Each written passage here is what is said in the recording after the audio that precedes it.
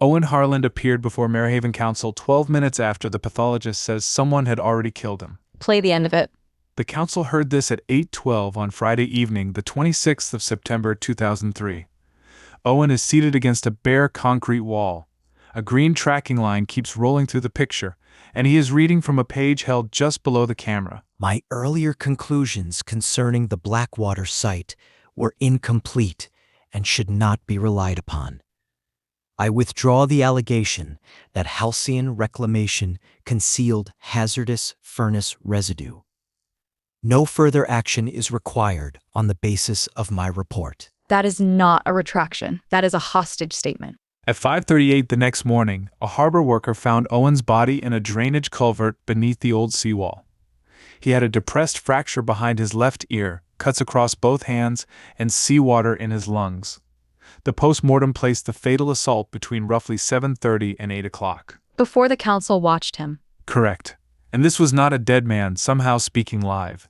It was an ordinary recording, substituted for a live link. The original cassette had a physical cue mark on its leader, where a technician had lined up Owen's first frame before loading it into the council projector. So someone forced Owen to withdraw the report, killed him, and then played the tape as if he were still alive. There's one more detail in those final seconds. After Owen finishes, the picture runs on. You hear movement, then one hollow metallic door slam before the recording cuts. Whoever staged this did not merely need access to Owen, they needed the pumping station, a video camera, the council's presentation system, and enough confidence to put a murdered man on a public screen. Which gives us the question that sat unanswered for 23 years. Who staged Owen Harland's posthumous retraction, and what were they trying to bury with him? This is The Cold File. I'm Marcus Reed. I spent 22 years with the Los Angeles Police Department working homicide and cold cases, and I can tell you that a false live feed is not a clever flourish, it is a timed operational act. Someone had to deliver that cassette, get it into the right machine, and make sure nobody spoke directly to Owen. And I'm Dr. Christy Hart. Call me Christy. The tape matters psychologically too. They did not just want the report gone, they wanted Owen to discredit himself in front of the people who could act on it. Public destruction before physical discovery. Exactly. Kill the warning first, then let the town find the man. There were several people with reasons to stop Owen. A journalist hiding their meetings, a partner concealing his debt, a planning officer taking hospitality from the company he was accusing, a security supervisor with the keys and a manufactured alibi, and Halcyon's managing director, whose business could collapse if Owen was right. A proper whodunit. With one complication. The person who killed Owen may not have been the person who carried the tape into the council chamber. Marehaven was a North Sea market town in the East Riding of Yorkshire. Fishing had contracted, the harbor had lost boats, and the old fertilizer works stood along the coast like a rusted skeleton. Halcyon Reclamation moved into part of that industrial shoreline and became one of the town's largest employers. Which changes how a pollution allegation lands. Owen was not accusing some distant corporation nobody knew. He was threatening wages. Wages, a proposed housing development, council revenue, and the public reputation of people who had spent years telling Marehaven that industrial recovery was underway. Meanwhile, the chemical smell still arrived with the east wind. Residents described it as sharp and alkaline. Some compared it to wet cement mixed with bleach. Complaints were inconsistent because wind direction was inconsistent, and Halcyon repeatedly argued that the odor came from harmless material left by the former fertilizer operation. Plausible deniability supplied by the landscape. Yes, old industrial sites are procedurally difficult, contamination overlaps, records are incomplete, ownership changes, every responsible party points at the company that occupied the ground before them. Owen understood that problem better than most people in Marehaven. He was 38, an environmental hydrogeologist and external compliance consultant. In plain language, he studied how contaminants moved through soil and groundwater. He could look at a chemical result and ask where the material entered the ground, how it traveled, and which homes or waterways might eventually receive it. And he cycled to his site visits. In every kind of weather, according to the people who knew him, he had a car available through work, but he preferred the bicycle for local inspections. It let him stop along drainage channels and access paths where a vehicle would attract attention. Was that environmental conviction or just Owen being Owen? Both. Leanne Mercer, his partner of 6 years, said he hated sitting in traffic and thought more clearly on the bicycle. Colleagues remembered mud on his trouser cuffs, a battered thermos, and field notes written in extremely small block letters. I like him already. He was persistent, but not fearless. That distinction matters. Owen knew Halcyon could ruin him professionally. He simply believed that documented evidence would protect him. Paper as armor. Paper, sealed samples, laboratory chains of custody. In a clean system, those things can protect you. Owen was about to learn what happens when the people around the system start controlling the doors. At 6:45 on Monday morning, the 22nd of September, Owen collected groundwater samples from the disused Blackwater outfall. The outfall crossed land included in a proposed housing project being promoted as Blackwater Reach. Housing on former industrial shoreline? What did Owen think was underneath it? Caustic furnace residue. Halcyon processed industrial waste, including material burned at high temperatures. Owen's preliminary results suggested that bright orange slag had been buried in unlined ground, rather than transported to an authorized disposal facility. Which means rainwater passes through it. Rainwater, tidal intrusion, rising groundwater. The concern was not simply an ugly pile of waste. Highly alkaline leachate could migrate through the site and into coastal drainage. Did his sample prove Halcyon buried it? Not alone. A sample proves what was present at that location and time, assuming the collection and laboratory handling are sound. Attribution requires records, comparison samples, waste manifests, and evidence connecting the material to Halcyon's operations. Thank you. Because that is exactly where a company lawyer would attack him. Owen knew it. That is why he had spent months assembling more than chemistry. He was comparing disposal certificates against vehicle movements and estimated furnace output. Material was coming into the plant, but the paperwork showed more residue leaving than the receiving facilities could verify. When did Leanne realize how serious it was? Tuesday evening, the 23rd. Owen told her he believed Halcyon had buried the waste and falsified disposal certificates. She later said he used the words, "They have built the numbers backwards." Meaning the company decided what the records needed to show, then manufactured the paperwork to reach it. That was her understanding. Owen also told her he had been privately warned to leave Blackwater alone. By whom? He did not give her a name. That omission became important because Leanne was not completely candid with investigators either. Slow down, Marcus. Was she protecting Owen or protecting herself? Initially, police could not tell.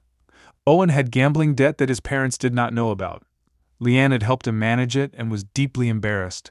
When detectives asked whether he had financial trouble, she minimized the amount. That is the sort of lie that contaminates everything around it. Not because it proves murder, but because investigators stop trusting the person who told it. Precisely. Her first statement made the debt sound minor. Bank records made it look substantial. Once police found secret meetings with a journalist, they began building a picture of Owen as unstable, indebted, and possibly trying to sell confidential work. A picture built from real fragments and a false conclusion. Years later, Leanne described the last week in an interview. Listen to how she talks about Owen's fear. He wasn't talking about running away. He was checking the lock twice and looking down into the street before bed. He said if the results were copied, nobody could make them disappear. I told him evidence cannot look after you on the way home. She saw the vulnerability. She did, but at the time she withheld the debt and could not give Owen's warning a source that allowed detectives to treat her account as reconstruction after the fact. Did Owen actually make copies? He told more than one person that he had. Whether all of those copies existed is another question. The duplicate laboratory samples he claimed to have sent were never found. Then the location of the copies could become a motive during the assault. It could, especially if the killers believed Owen had already put evidence beyond their control. Halcyon's public face was Elliot Varr, the managing director. He presented himself as the man preserving jobs after traditional industry had abandoned Mirrorhaven. He sponsored harbor events, appeared in business photographs, and hosted council officials at company functions. Social legitimacy as insulation. Exactly. Varr's defense was that Owen had misidentified historical contamination. He said Halcyon was being blamed for waste deposited decades earlier. And if Owen's report survived scrutiny? Halcyon faced a criminal environmental investigation, an expensive cleanup, and likely collapse of the Blackwater housing arrangement. Varr personally faced questions about disposal certificates bearing authorizations from his management period. That is a powerful motive. Why is he not where you go first? Because motive is not opportunity, and senior executives often have layers between themselves and physical acts. In the early file, the person with immediate access was Colin Braith, Halcyon's contracted site security supervisor. There we go. Braith controlled keys, alarm panels, and the practical blind spots in the coastal camera system. But before we settle on him, there is another man whose behavior after Owen's death was extremely difficult to explain innocently. Dominic Ashwell. Freelance journalist, secret meetings, and for years the only surviving copy of Owen's draft report. On Thursday, the 25th of September, Maryhaven Borough Council received Owen's preliminary contamination report and scheduled an emergency planning hearing for the following evening. That quickly? Planning Officer Marion Quell pushed for it. Her stated reason was urgency. If the contamination claim was credible, the housing application could not proceed unchanged. If it was defective, the council wanted that clarified before rumors damaged the project. That sounds procedurally tidy and behaviorally dangerous.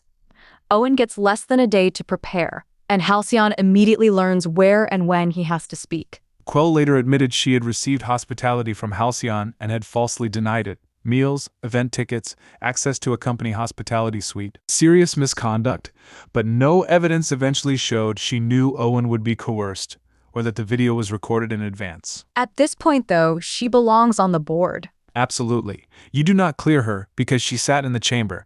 Her presence there only covers the time of the murder. It does not exclude advance coordination. And she created the stage. Whether knowingly or not, yes. The emergency format also made a remote statement easier to accept. Owen was supposedly still at Blackwater handling an urgent site matter. On Friday evening, Owen left the flat carrying a gray document case and a sealed sample jar. At 7:05, he entered the Blackwater pumping station. How do we know the exact time? A coastal camera caught him approaching with a bicycle. The pumping station itself had no continuous interior recording. One exterior camera that should have covered the service entrance was disabled. Colin Braith maintained that camera. He did. Braith later claimed it had suffered intermittent water damage. There was no repair ticket for that evening. That is not a small omission. No, but a broken camera is not proof of murder. Equipment fails, especially beside salt water. What matters is whether failure coincides with access, deceptive records, and a benefit. You are making my case while trying not to make my case. I'm giving Braith his proper weight. I'm also looking at Owen's movements before he reached the station. Earlier that day, he placed 2 calls to Dominic Ashwell. Dominic denied speaking with him that afternoon. Now I see why you're leaning. Dominic already possessed a draft of the report. He had met Owen away from the flat and away from Owen's normal work locations. Then Owen died, the genuine analysis vanished from his document case, and Dominic concealed their contact. But Dominic did not control the pumping station camera. He did not need to, if Owen voluntarily let him inside or met him nearby. A journalist fighting over an exclusive could want the only copy, especially if Owen planned to give the story to a national paper. That explains stealing a report. It does not explain delivering a coercion tape into council equipment. Unless Dominic had help, or the tape was later exploited by someone else. That is a lot of machinery around one freelance journalist. At 8:12, the council clerk introduced Owen as appearing by a live remote link from Blackwater. That description was accepted without question. In 2003, what did live remote link actually mean in that room? According to the council, a temporary video feed routed through audiovisual equipment. In reality, the screen was receiving a signal from a video home system player positioned inside the projection cabinet. Most counselors could not see the source equipment from their seats. So the visual format did the lying. Owen was on a television, therefore people assumed he was live. Yes. There was no two-way conversation. Questions were supposedly being relayed to him by telephone, but Owen's statement was structured to avoid any exchange. He withdrew his findings, apologized for the disruption, and said the council should proceed without relying on his report. Flattened effect, fixed wording, no spontaneous correction. That is coercive compliance. He is trying to complete a task while controlling visible fear. Or shame. No, watch his gaze. Shame pulls inward, but it still moves. Owen keeps checking the same off-camera point whenever he reaches a sentence that protects Halcyon. Someone is standing there. I agree. Somebody may be directing him. I do not agree that expression identifies who. Fair, but it tells us the tape was not Owen calmly changing his professional opinion. The physical cassette should have destroyed the live link story immediately. Its leader contained that hand-drawn cue mark. The tape began exactly where the mark had been positioned. Meaning a person had rewound it, previewed it, and deliberately prepared the start. Correct.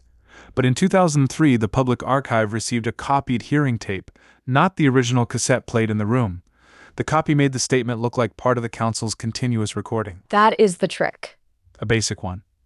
Two recordings become one during duplication. The original remained in a locked projection cabinet mislabeled as equipment stock, until a retired audiovisual technician turned it over in March of 2025. 22 years sitting inside the building. Not hidden behind a wall, not buried, a cassette in the wrong administrative category. Which is such a painfully human explanation.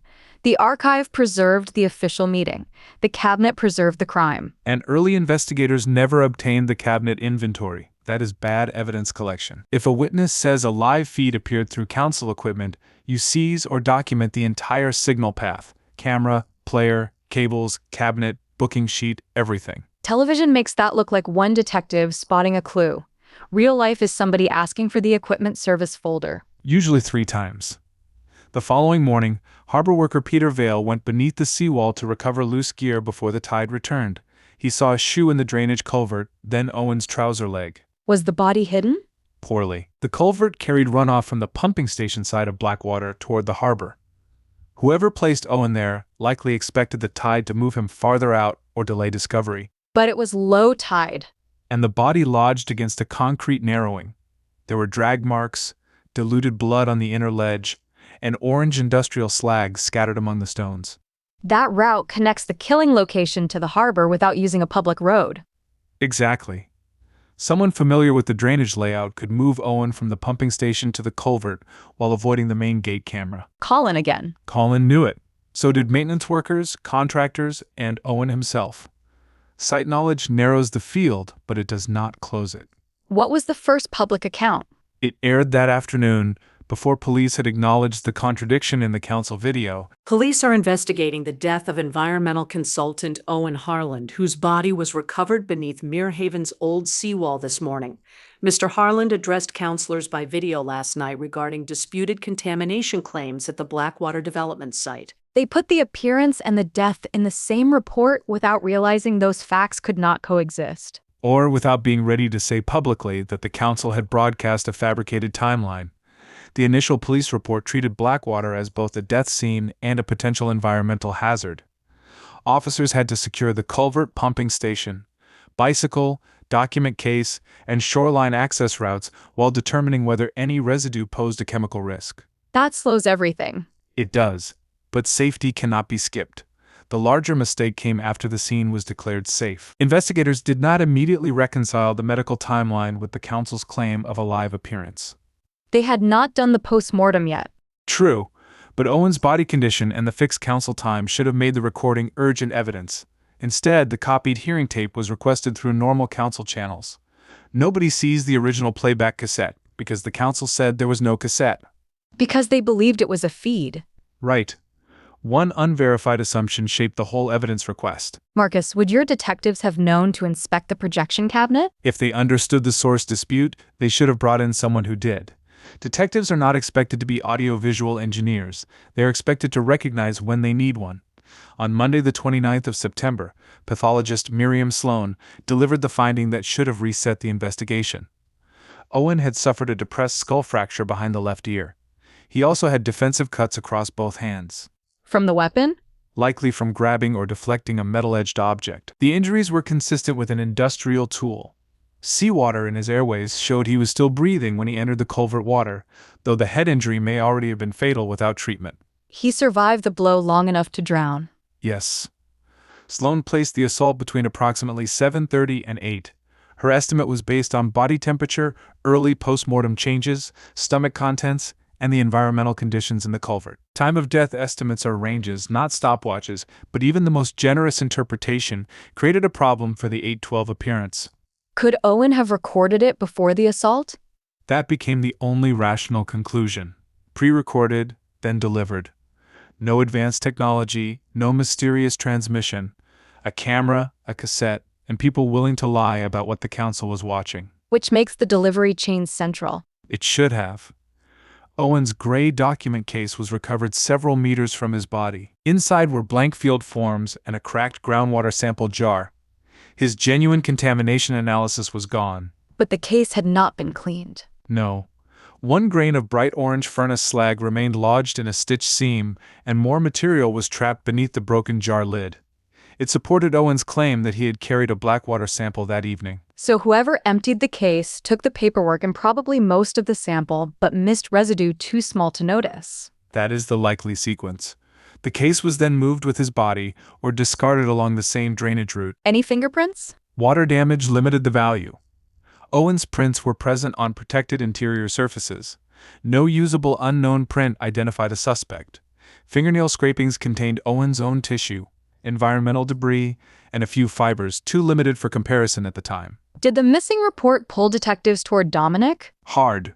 Dominic had a copy, lied about recent contact, and appeared to benefit from possessing material every other known holder had lost. But if he wanted the story, Owen's murder destroys his source. Unless the relationship had broken down, Dominic believed Owen might bypass him and take the allegations to a national newspaper. Police considered an argument over exclusivity, payment, or control of the report. Journalistic jealousy as motive. Professional desperation. Dominic's freelance income was unstable.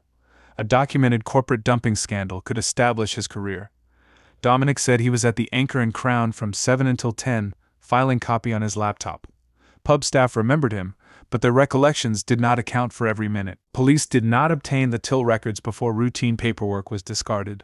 That is a weak alibi in 2003. It is. No location history, no automatic cloud trail, and cash was common. The pub was close enough to Blackwater that Dominic could theoretically leave, meet Owen, and return. Theoretically. He also denied receiving Owen's draft until after the council hearing. A recovered message showed he had it earlier. That lie is ugly. It is why I understand the original focus. A victim is killed over a report. One man secretly has the report and lies about when he got it. That man has a disputed alibi and a potential conflict with the victim. I would put Dominic in an interview room quickly. Interview him, yes. Build the murder around him, no. His behavior says source protection and fear of being dragged into litigation. It does not naturally produce the institutional choreography of that tape. People improvise after violence. This was not improvised. The council hearing was scheduled, the playback equipment was ready, Owen was framed correctly against a bare wall, and the statement answered Halcyon's exact legal vulnerability. That is organized coercion. Dominic knew the legal vulnerability because Owen gave him the report. He did not hold the pumping station keys. In an interview, Dominic said he concealed the meetings because Owen had insisted on confidentiality.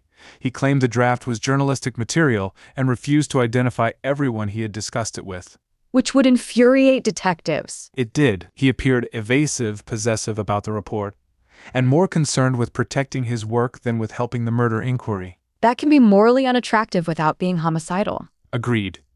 But we judged the early suspicion based on what investigators knew then, not what later evidence cleared. At that point, Dominic had the strongest direct connection to the missing document. And Colin had the strongest connection to the staged event. You are treating access as guilt. I'm treating converging access as behavior. Colin could open the pumping station, disable the camera, understand the drainage route, and physically move a cassette to the council. His livelihood depended on Halcyon surviving. He is not merely near one clue, he sits at every transition. Then why leave Owen where a harbor worker could find him in hours? Because control-focused offenders overestimate systems they manage. He understood gates, cameras, keys, and tides as schedules. Bodies are less obedient. That is a fair answer. The first hard record supporting your position was the pumping station maintenance log. Colin Braith signed out the Blackwater keys on Friday evening. What time? The original entry placed the sign out before Owen arrived. Braith said he needed the keys for a routine alarm check. He claimed he returned them before the relevant period and then responded to an alarm at Halcyon's weighbridge. An alarm panel he maintained himself. Correct. The electronic log showed a weighbridge alert, but Braith had administrator-level access to that panel. It supported his account without independently verifying his physical location. A machine can record an event. It cannot tell you who caused it. Precisely. And when the cold case team examined the paper key log under magnification, they found the return time had been amended in different ink. How large a change? Nearly 2 hours. The altered time moved Braith's supposed return outside the window when Owen was being coerced and killed. There it is. Not quite. The alteration was made after Owen's body was found, but the log had passed through several hands before police secured it. The cold case team still had to establish who changed the entry. Then that is the question. Who had the log? Who had that ink? And why did someone need Colin Braith's key return to happen 2 hours earlier than it really did? The original return time was 7:58. Someone changed the 7 into a 6 and altered the second digit, so the entry appeared to read 608. Before Owen even arrived. That was the intention. The ink was a common blue-black ballpoint formulation used in Halcyon's security office. Investigators could not date it to a precise hour, and they could not identify one pen as the source. What they could say was that the alteration happened after the first entry had dried.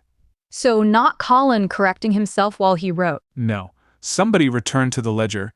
The page also had a shallow indentation from the original time being copied onto a separate sheet placed above it. Was that sheet found? Never.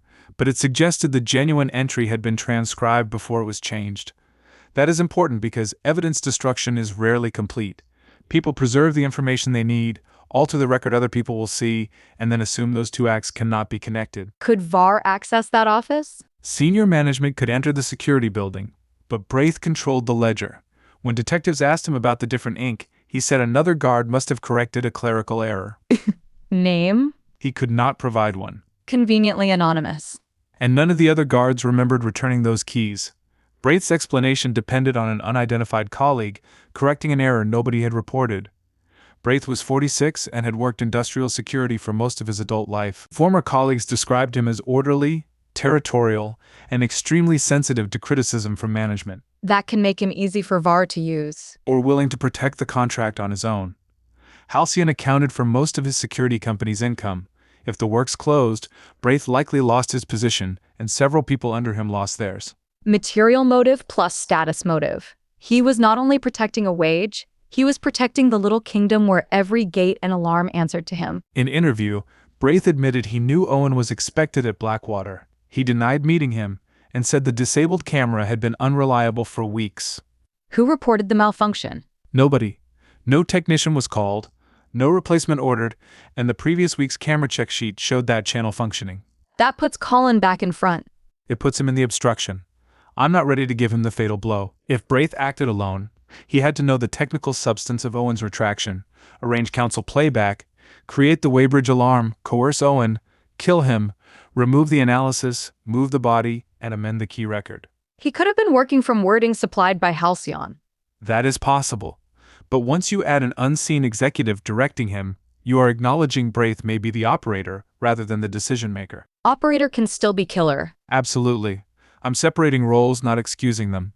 Police were less disciplined when they assessed Leanne. Her financial concealment gave them a genuine reason to test her account, but parts of the inquiry drifted into an assumption that domestic secrecy meant domestic violence. The debt became a character judgment. Yes. Owen owed just over £23,000 across betting accounts, credit cards, and a personal loan. Leanne had made payments from her savings without telling his parents.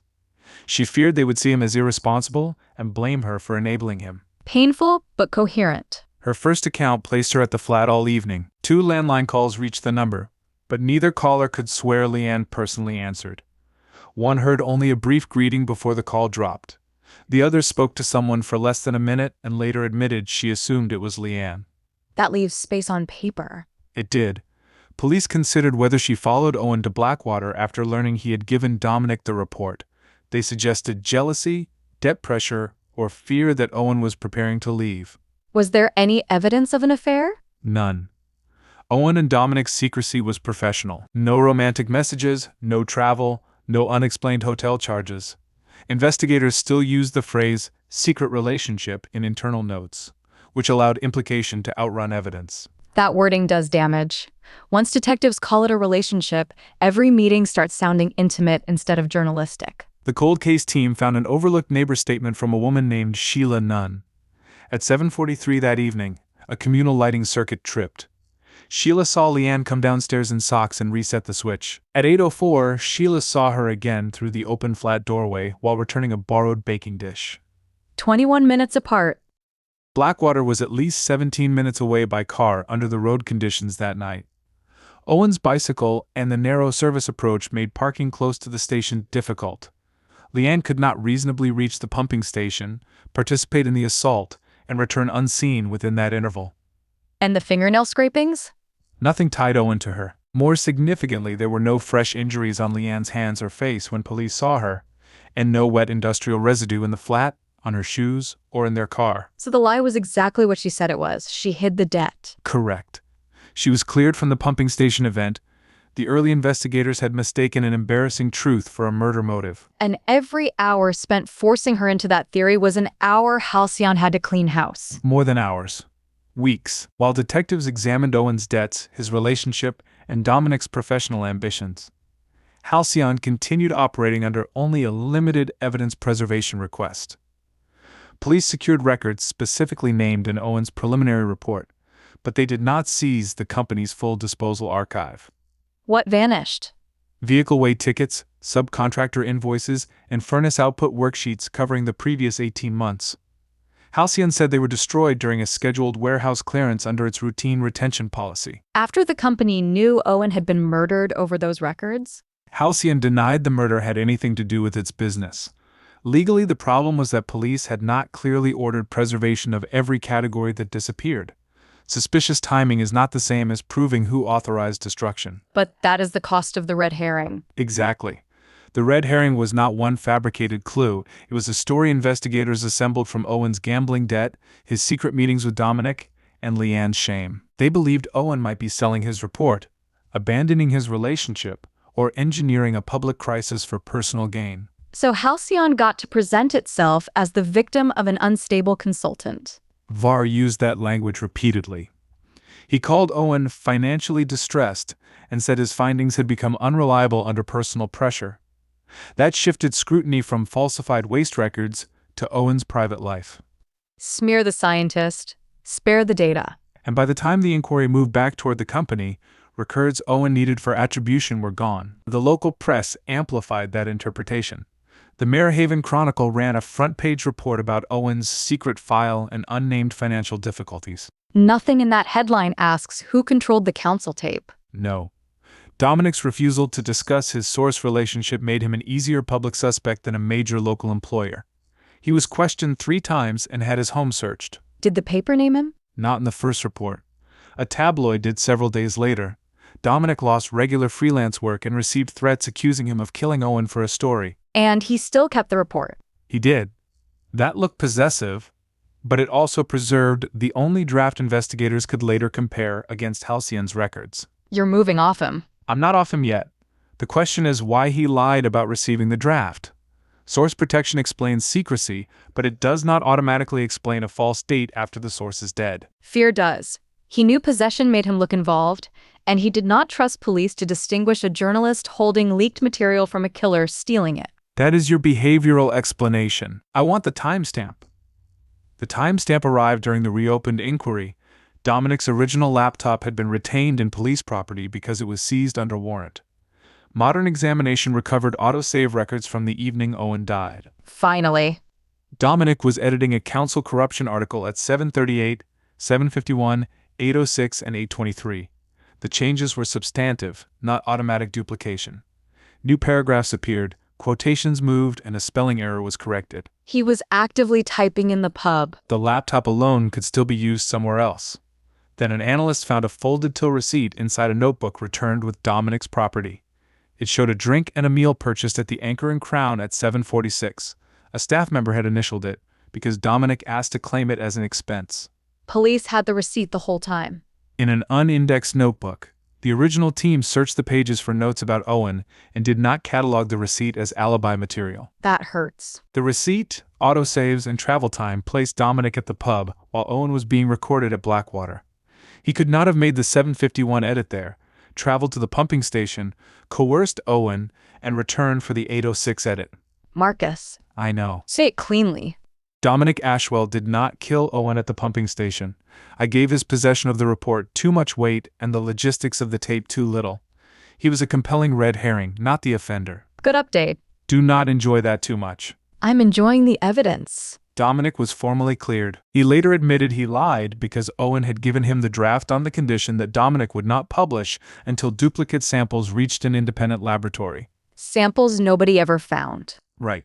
Dominic believed acknowledging the draft would force him to disclose where Owen planned to send the material. He said he was trying to protect another source who had helped Owen compare Halcyon's vehicle records. Did that other source exist?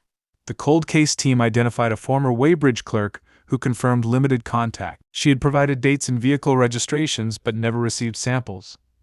She was frightened of losing her pension and refused to speak in 2003. So Dominic was concealing something real, just not murder. That is why deception has to be interpreted, not merely detected.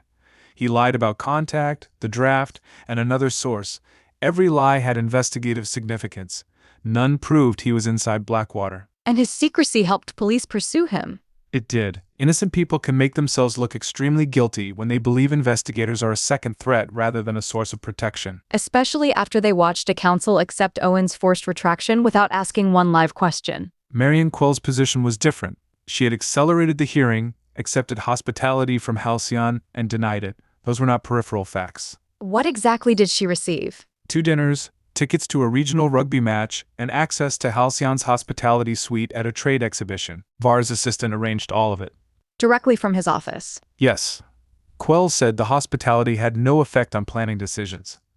The inquiry found that claim impossible to test because she failed to declare the benefits as required. Her motive theory is straightforward. Keep the housing application moving, preserve her relationship with Halcyon, avoid exposure for the favors. And she created the emergency hearing where Owen was publicly neutralized, but her alibi for the assault was strong. She entered the council chamber shortly before 7 and remained visible to counselors, clerks, and members of the public through the entire relevant period. Advanced coordination still survives. It does. Investigators examined her calls, diary entries, and correspondence. They found pressure from Halcyon to resolve Owen's complaint quickly, but no communication about coercion, a recorded statement, or the pumping station. Could she have understood the video was pre-recorded? Her handwritten hearing notes argued against it. Beside Owen's agenda item, she had written, "Clerk to establish phone questions." When no questions were taken, she underlined the line twice and wrote, "Why no return audio?" She expected interaction. That was the cold case team's conclusion. Quell committed serious ethical misconduct and made the council vulnerable to manipulation. They found no evidence she knowingly participated in the false broadcast or Owen's murder. Cleared criminally, not vindicated professionally. Exactly. The council's audiovisual technician was Malcolm Rigg. By the time the case reopened, he was retired, and in his 70s, he remembered the hearing because the equipment arrangement had annoyed him. Annoyance preserves detail. More reliably than people think. Rigg said somebody booked the projector for an outside tape delivery without following the normal request process. He wrote it in his service notebook because he expected to be blamed if the presentation failed. Was the notebook in the cabinet? It was filed with equipment servicing records in another council store. The original investigators requested hearing minutes, witness statements, and correspondence. They never requested the equipment file. There's your missing folder. On the page, for the 26th of September, Rigg had written, "Blackwater Statement, tape arriving with Halcyon representative, load before item 7. Halcyon representative. No name. Rigg remembered a broad man in a dark waterproof jacket handing the cassette to a junior attendant near the side entrance. He could not make a reliable identification 22 years later. Did that description fit Colin? It fit Colin and hundreds of other men in East Yorkshire. Rigg's notebook mattered more than his visual memory. It proved the council expected a physical tape delivered by Halcyon. So the live link claim was not merely mistaken at the technical level. Somebody inside the event chain knew a cassette was coming. Yes. The remaining question was who changed recorded statement into live remote link. The clerk said an instruction card arrived shortly before Owen's item. It stated that the Blackwater connection would be one way because of technical limitations and that Owen would deliver a continuous statement. Who handed over the card? The clerk remembered a council attendant. The attendant remembered receiving it with a cassette envelope. The envelope was discarded after the hearing. Chain laundering. Each person performs one normal task and nobody sees the entire deception. Correct. Rigg loads outside media. An attendant carries a card. A clerk reads an introduction. Counselors watch the screen. None of them needs to know Owen is dead or under threat. That is institutional offending without requiring an institution full of killers. Well put. A small number of offenders exploit ordinary compliance. They do not recruit 20 conspirators. They place deceptive instructions inside routine workflow. Which keeps pulling me toward Colin. Security supervisors live in workflow. He knows how to make an unusual instruction look operational. It also pulls us toward whoever could speak for Halcyon, with enough authority that council staff did not challenge the delivery. Var. Or someone invoking Var's name. Investigators reconstructed the movement from the pumping station to the culvert. The main entrance opened toward the service road. A narrower maintenance passage ran behind the pump room and connected to the coastal drainage channel. Could one person move Owen through it? Possibly, but with difficulty. Owen weighed around 12 stone, the passage had a steep concrete lip, and drag marks showed his body caught there. 2 people would have managed it faster and with less risk. Colin plus someone. That became the working theory. Crime scene photographs also showed the station's outer steel door used a spring latch and a lower anti-flood catch. When released, it produced 2 sharp impacts. The inner wet well door had 1 heavy hollow closure. What about the bicycle? It was left inside a fenced recess beside the station, partly concealed behind pipe sections. Whoever moved the body did not dispose of it. That suggests urgency. They focused on Owen, the report, the sample, and the cassette. The bicycle was not evidentially dangerous to them because everyone already knew Owen had gone to Blackwater. They were not trying to make him disappear forever. No, they needed the council to hear the retraction before the body was found. After that, Owen's death could be framed as a separate personal event. Accident, suicide, dispute with Dominic. Any explanation that detached the death from Halcyon's records. Where was Owen seated on the tape? That took architectural comparison. The bare concrete wall behind him had 2 horizontal formwork lines and a rust streak descending from an old pipe bracket. Those features matched the inner pump room. So we can place the recording inside Blackwater. Yes, the green tracking line came from damage or misalignment in the recording equipment, not from a live transmission. The camera was probably a consumer camcorder connected to a portable recorder or using a cassette adapter. Investigators never recovered the camera. Concrete wall, controlled access, disabled exterior coverage. Colin's environment. Agreed. Then there was the weapon question. A curved blood transfer near the wall, measured consistently with a long metal tool being swung or lowered after impact. The sampling auger. Owen routinely used a steel sampling auger to penetrate compacted soil. One was missing from Blackwater's shared equipment rack after the murder. It was later recovered during shoreline works, heavily corroded and without usable biological material. Could they identify it as the weapon? They could say its width and edge geometry were consistent with the skull injury. They could not prove it was the exact object. Years in saltwater eliminated most trace evidence. But whoever grabbed it did not arrive planning to use a private weapon? That is one interpretation. The coercion was planned. The fatal assault may have escalated when Owen refused to reveal where the copies had gone. Elliot Varr said he spent the evening at a private dinner with 2 investors at the Merhaven Marina Hotel. Start time? Varr originally said shortly after 7.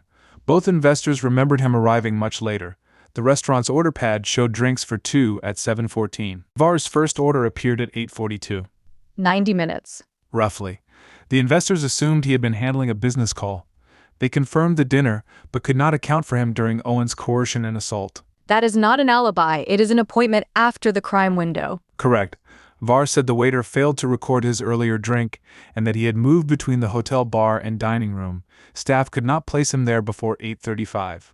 How far was the hotel from Blackwater? 12 to 15 minutes by car at that hour. He had enough time to leave the pumping station, change, or clean himself elsewhere, and arrive for dinner. Did his car appear on coastal cameras? The relevant approach camera recorded low-quality night footage. A dark executive saloon passed toward Blackwater shortly after 7, but the registration could not be read. Varr drove a dark saloon. So did several hundred other people in the area. Corroboration, not identification. Exactly. Varr had motive and an exposed time window, but in 2003, police treated his investors as confirming the dinner and did not press the gap. 2 weeks after Owen's death, Varr spoke publicly to Halcyon employees. He said the company had been targeted by reckless allegations and promised to defend every job. I want to hear his language. This is from the local broadcast archive. Halcyon Managing Director Elliot Varr has rejected calls to suspend work at Blackwater, saying Owen Harland withdrew his own findings before his death. Varr described continued criticism of the company as an attack on Merhaven families and jobs. He uses Owen's coerced words as a shield. And makes scrutiny socially expensive. If you question Halcyon, you are not protecting groundwater, you are attacking families. That is coercive framing at community scale. Varr converts his private exposure into collective fear. Now anyone challenging him has to feel responsible for the town's unemployment. It worked.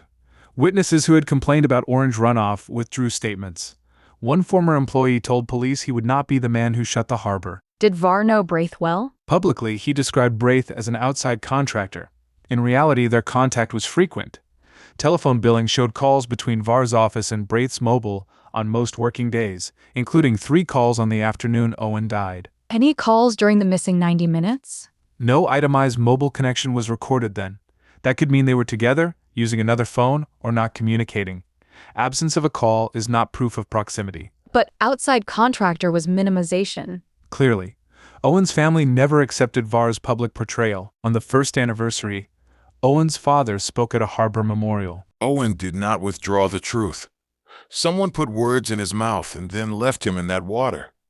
If the town has to choose between a company and an honest account of how my son died, then it has already lost more than jobs. That cut straight through it. His parents continued requesting review of the council recording. They asked why Owen was not questioned live, who supplied the equipment, and where the original tape had gone. They had the right questions. They did not have access to the right administrative cupboard.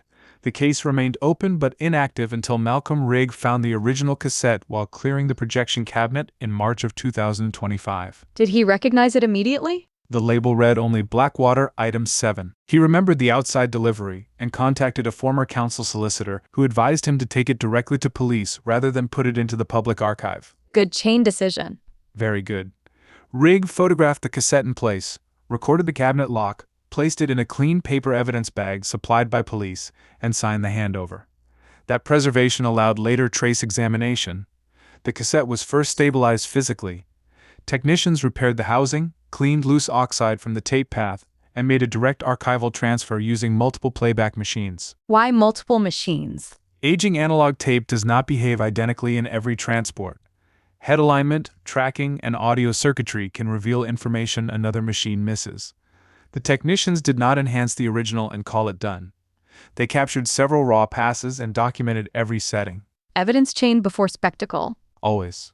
The council's copied recording contained only the main audio channel. The original cassette carried a second, much weaker linear track. During duplication in 2003, that track had not transferred clearly. What was on it? At first, low-frequency hum, tape noise, and fragments of room sound. Then specialists aligned the track against Owen's visible mouth movements and discovered that the weak audio continued for 28 seconds after his retraction. The part nobody heard. Nobody heard clearly. The audible version preserved movement and that hollow door closure. The secondary track preserved speech beneath it. Marcus, play the raw recovery. Listen first to the male voice off camera, then the metal door. Owen speaks again at the end. You do this cleanly, and you go home. No speeches, no clever little warnings. I've already sent copies. You can't get all of them. That first voice. Was compared against Var's broadcast interviews, company recordings, and a police interview made within weeks of the murder. The forensic conclusion was strong support that the speaker was Elliot Var. Then I need to correct mine. Collins sits at every transition, but he is not the authority directing Owen on that tape. Var is in the room, giving the order. And I had Dominic wrong. The report was the bait that kept investigators in Owen's personal life.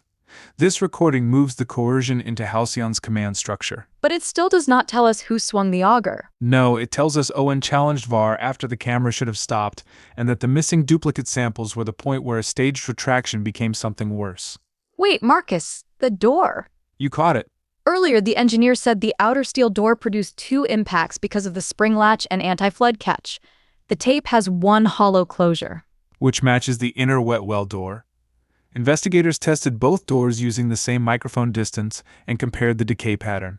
The outer door gave 2 short metallic strikes. The inner door produced 1 deeper resonance lasting just over a second. So that little sound we heard at the beginning was a location marker. Yes.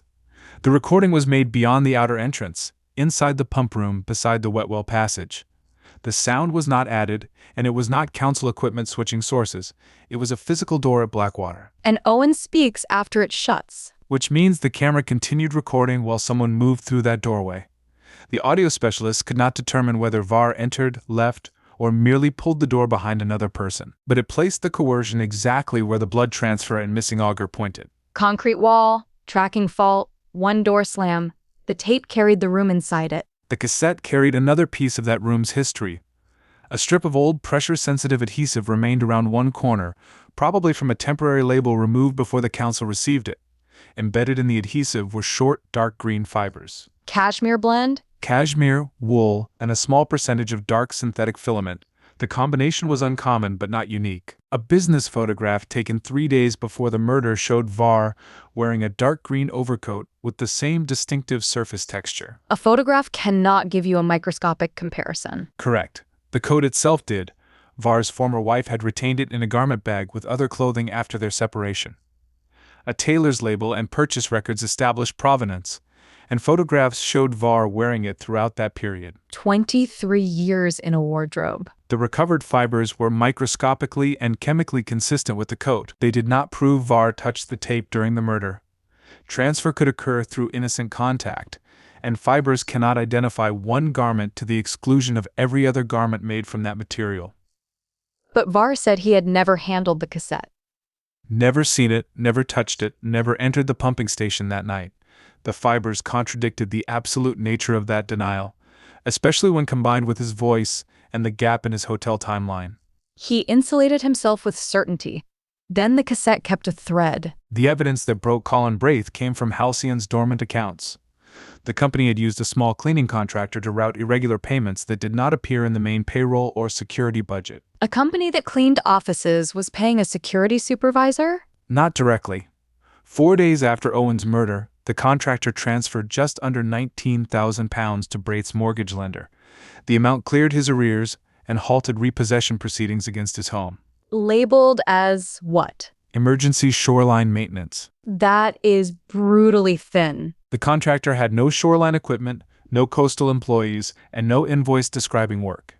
Its owner said Var's finance manager told him where to send the money and promised reimbursement through future Halcyon cleaning contracts. Did the reimbursement happen? In 3 inflated monthly payments. The dormant ledger showed each one. Braith had told police his sister helped with the mortgage, but her bank records showed no such payment. So this was not a bonus paid through payroll. It was rescue money aimed at his most immediate fear. Exactly. Var did not merely pay Braith. He removed the threat of Braith losing his house.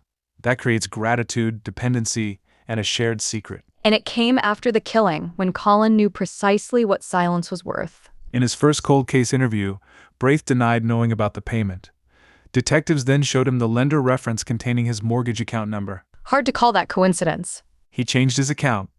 He said Halcyon had paid him for emergency security work, but he could not identify the work, submit an invoice, or explain why the money went directly to his lender. Then they brought out the tape. The tape, the door comparison, the altered key ledger, and Malcolm Riggs' notebook identifying a Halcyon representative as the courier. They also told Braith that Var's voice had been recovered. That changed the loyalty structure. Completely. Until then, Braith could believe Var remained insulated and powerful. Once investigators placed Var inside the pump room, Braith had to consider that he might carry the physical case alone, while the man who paid him denied everything. Classic collapse of a compartmentalized partnership. The subordinate cooperates when he realizes hierarchy will not protect him. Braith requested legal advice. In the next interview, he admitted disabling the service entrance camera, signing out the keys, creating the weighbridge alarm, transporting the cassette, and altering the return time after Owen's body was found. Every transition. Every one you identified. But not the blow. Braith said Var struck Owen. According to Braith, Var told him they were going to frighten Owen into withdrawing the report. Braith admitted bringing a camcorder, preparing the cassette, and allowing Var into Blackwater through the maintenance entrance. Why would Owen come willingly? Braith sent a message through a site contact saying a Halcyon employee wanted to hand over disposal records and a fresh residue sample. Owen believed he was meeting a source. That explains the document case and sealed jar. Once Owen was inside, Braith locked the outer access. Var took the genuine analysis and sample, placed the typed retraction in front of Owen, and threatened to expose his gambling debt as evidence that he had fabricated results for money. Public shame first. Var also threatened Dominic and Leanne with investigation, unless Owen read the statement cleanly. Owen complied because he believed his copies were already safe. He was buying time. That is how Braith described it. When the reading ended, Var demanded the location of the duplicate samples. Owen said he had sent copies and that Var could not retrieve all of them. The line on the recovered track. Var grabbed the steel sampling auger from the shared rack. Owen raised both hands. The blade edge cut across them. Then Var swung again and struck behind Owen's left ear. And Colin? Braith claimed he froze during the assault. Afterward, he helped drag Owen through the maintenance passage and placed him in the drainage culvert while Owen was still breathing. Then I only meant to intimidate him stops carrying much weight. It stops at the moment he chose the culvert instead of an ambulance. Braith's account protects Braith. We have to say that plainly. Absolutely. Accomplices routinely assign the fatal act to somebody else. His statement was useful only where independent evidence corroborated it. Walk me through that. He described Owen's hands being cut while he reached for the auger. That matched the defensive injuries. He identified the exact rack where the tool had been stored and the drainage lip where the body caught. Both details were documented before his confession and had not been released publicly. The tape placed Var in the room. The fibers connected Var's coat to the cassette. The hotel records gave him time. The weak audio preserved the argument over copies. Braith's mortgage payment showed compensation, and his delivery route matched Riggs' equipment note. What happened after they put Owen in the culvert? Braith drove the cassette to the council's side entrance with the instruction card. He triggered the weighbridge alarm remotely to manufacture his alibi, then returned to Blackwater. He and Var searched Owen's case, bicycle panniers, and clothing for evidence of where the samples had been sent. They never found it. No, Braith said Var took the report, most of the broken sample contents, and Owen's handwritten address page. Braith hid the bicycle, disposed of the auger along the shoreline, and later changed the key return time. Planned coercion followed by frantic cleanup. That combination fits every clumsy remainder. This is where the entire false live link becomes simple. Braith recorded Owen before 8. He delivered the cassette with instructions presenting it as a one-way connection. Riggs' junior attendant loaded it. The clerk introduced it as live. No single conspirator inside the council was required. And Var arrived at dinner after the tape had started, ready to be seen by investors. Correct. Braith's delivery separated Var from the public staging. If the cassette was questioned, it belonged to a contractor. If Owen's body was found, Var had dinner witnesses.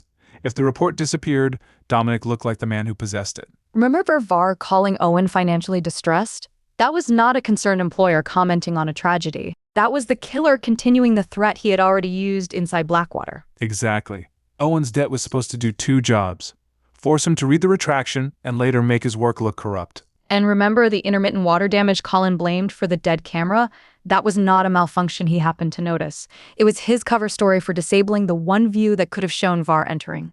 The apparently separate anomalies were components of one operation: camera failure, key alteration, weighbridge alarm, council instruction card, hotel delay, mortgage payment. Every piece had a human purpose. Protect the housing deal, protect Var from prosecution, and buy Colin's silence. Var was arrested on suspicion of murder, false imprisonment, conspiracy to pervert the course of justice, and environmental offenses connected to the falsified disposal certificates. Did he answer questions? He denied entering Blackwater and called Braith a desperate liar seeking a reduced sentence. His solicitors challenged the voice comparison, arguing that old tape distortion made identification unsafe. Reasonable issue to litigate. It was. The prosecution did not present the audio as magical voice recognition. Specialists compared pronunciation, cadence, vowel formation, and repeated speech characteristics across several uncontested VAR recordings. They also disclosed limitations caused by noise and tape age. So the jury heard strong support, not "the machine says it is him." Correct. No single test convicted VAR. The prosecution built a converging case. Motive, 90-minute opportunity, recorded threat, cassette fibers, Braith's corroborated account, concealed payments, and VAR's false statements about his relationship with Braith. What did VAR say the mortgage payment was? A discretionary contractor support payment authorized by finance staff. The finance manager testified that VAR personally supplied Braith's lender details and ordered the payment kept outside normal accounts. That is not contractor support. That is hush money with an account number. Braith initially faced the same murder allegation. Prosecutors ultimately accepted guilty pleas to conspiracy to falsely imprison Owen, assisting an offender, and perverting the course of justice. The murder count against him was left to lie on file. Because they could not prove he shared VAR's intent to kill before the auger was used. Right. That did not make him a bystander. He created the trap, guarded the room, helped move a living man into seawater, delivered the false tape, fabricated an alarm, altered a log, and accepted payment. He made murder operationally possible. Braith testified that VAR became enraged when Owen refused to disclose the sample destination. The defense attacked him as a paid accomplice, trading blame for leniency. Which is why the physical corroboration mattered. It mattered enormously. Braith's first version contained minimization, but the core mechanics matched evidence that existed independently of him. He knew where VAR stood during the recording, which door closed, how the cassette reached the council, and where the auger was discarded. Did he admit changing the keylog himself? Yes, he said VAR called him after the body was reported and ordered him to move the return time to before Owen's arrival. Braith copied the genuine time onto a loose sheet first because he needed it for his own sequence of events. That missing sheet indentation. Self-protection inside the cover-up. The Crown's closing argument treated the retraction as the center of the murder rather than an event adjacent to it. VAR needed Owen alive long enough to discredit the report publicly. Once Owen disclosed that copies existed, keeping him alive became a risk. That explains the sequence. Coercion first, because VAR needed Owen's face and voice. Murder second, because he could no longer control where the evidence might surface. And the body was not meant to remain missing. The tide was expected to delay discovery and damage evidence, not erase Owen forever. VAR wanted the retraction established before the death became public. Then his public argument could be, Owen withdrew the science, and whatever happened afterward belonged to his private troubles. Exactly. The jury rejected VAR's denial and convicted him of Owen's murder. It also convicted him of conspiracy to pervert the course of justice and offenses arising from the false waste documentation. Colin. Braith received 14 years for his combined offenses. The judge said his decision to place Owen in the culvert while he was breathing made his claimed shock after the assault impossible to treat as meaningful mitigation. Correctly. VAR received life imprisonment with a minimum term of 30 years. The verdict was reported outside court minutes later. Elliot VAR has been found guilty of murdering environmental consultant Owen Harland after forcing him to record a false counsel retraction. The jury heard that VAR used company money to conceal the killing and relied on security supervisor Colin Braith to stage the tape as a live statement. 23 years reduced to one sentence. Leanne spoke briefly. She did not describe the verdict as closure. Owen was right about Blackwater, and he was right that copies mattered. But he was wrong that evidence alone would keep him safe. Please remember the work he was trying to finish, not the words they made him read. That is the right correction. Owen's parents thanked Malcolm Rigg for preserving the cassette and the cold case investigators for treating the council equipment as a crime scene, even 2 decades late. Did the family ever recover the duplicate samples? No. A review of courier accounts, laboratories, and Owen's correspondence found no confirmed sample shipment. Investigators concluded that his claim likely referred partly to document copies, including Dominic's draft, and partly to a bluff intended to stop VAR destroying everything. A bluff that may have triggered the assault. Yes, but Dominic's copy did survive, and it gave later environmental teams a map of where to test. Fresh boreholes confirmed caustic furnace residue beneath sections of the proposed housing land. The orange slag in Owen's cracked jar was consistent with material recovered from the buried disposal cells. So the underlying allegation was true. Substantially true. Later testing established that alkaline leachate had entered coastal drainage, though investigators could not reconstruct every load after Halcyon's records were destroyed. The environmental crime lost detail because the murder inquiry looked away. That is fair. Blackwater Reach was never built. The land entered a publicly supervised remediation program, and Halcyon's remaining assets were used toward cleanup costs. It did not restore the missing manifests or establish the destination of every illegal load. Owen was trying to stop families moving onto contaminated ground. That part can disappear beneath the whodunit if we are not careful. It should not. He was not killed because he discovered an abstract corporate secret. He identified a financial liability with criminal consequences, and VAR understood that Owen's evidence could collapse the deal supporting his company and expose his own falsification. Money created the pressure. Control shaped the method. And dependence bought the accomplice. What should the first investigation have done differently? Start by refusing the council's description of its own technology. Live link was a witness claim, not an established fact. Detectives needed the complete presentation chain, the original source media, every booking record, and the equipment staff. Then preserve Halcyon's entire disposal archive. Immediately, not only the documents Owen named, vehicle records, contractor payments, furnace output, security logs, camera maintenance, executive calls, and finance accounts. When a homicide intersects with corporate records, a narrow request tells the company exactly which shelves remain unprotected. And separate deception from guilt. Leanne lied about debt. Dominic lied about the draft and another source. Marion lied about hospitality. Those deceptions required investigation, but detectives allowed them to become substitute motives while more consequential records disappeared. 3 people concealed shame, professional ethics, or misconduct. VAR concealed murder. The distinction comes from corroboration and logistics. Who could perform the act? Who benefited? Which lie explains physical evidence? Which account requires 5 unsupported assumptions? Yours required a freelance journalist to grow a security department. I conceded that one already. I know, I'm preserving it properly. Your Colin theory was closer, but the tape forced a role correction. It did. I mistook the man controlling access for the man controlling the crime. Colin designed the practical route, but VAR supplied the authority, motive, wording, payment, and fatal escalation. That distinction is common in organized offenses. The person handling keys and cameras leaves the visible trail. The person giving orders expects status to keep him outside the frame. Except VAR stepped into the room himself. That was his central error. He did not trust Braith to obtain the retraction without him.